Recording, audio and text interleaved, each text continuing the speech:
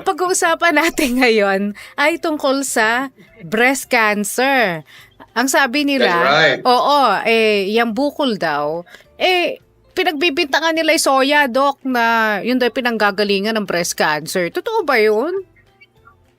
Well, yung kontrobersiya kasi doon sa breast cancer, Mm-mm. marami ang posible daw na dahilan. Mm-mm. And one of them is diet daw. Mm-mm. And nakita nila yung soya can increase ang estrogen level ng katawan. Mm-mm. Pero if we go by statistics, how come mas mataas ang cancer cases dito sa Pilipinas? Hindi naman tayo masyadong mahilig sa soya. kumakain ng soya. Oo. Whereas compared sa Japan. Korea and sa Japan, Mm-mm. mababa. And yet, sila ang mahilig sa soya. Mm-mm. So I don't think so. Perhaps one of the factors, but hindi yan ang defining factor. Oo. At kaya natin pinag-usapan ng breast cancer kasi last Sunday, yung tungkol sa cyst ang ating pinag-usapan o yung non-cancerous o benign. Non-cancerous Oo. na bukol sa suso. Oo. Ngayon, ito na yung cancerous.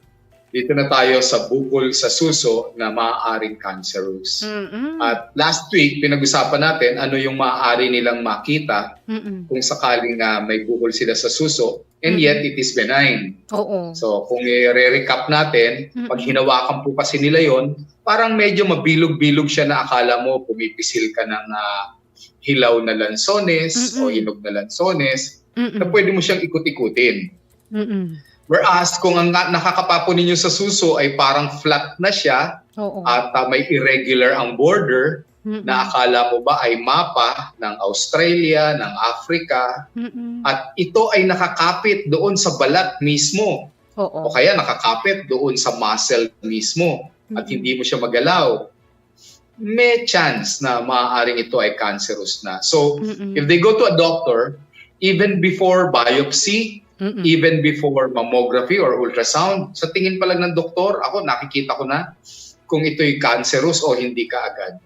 Sa hawak pa lang o tingin? Na yung balat. Oo. Yung balat. Sa tingin pa Sa lang balat sa pa lang balat. Oo. Nakikita ko yung balat na kumakapal Medyo kumakapal.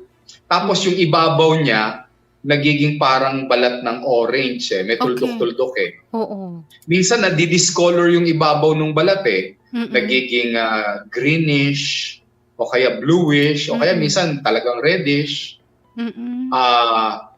Sa laki rin. Kapag ito ay naging sinlaki na siguro ng santol, malaki ang tsansa it is already cancerous.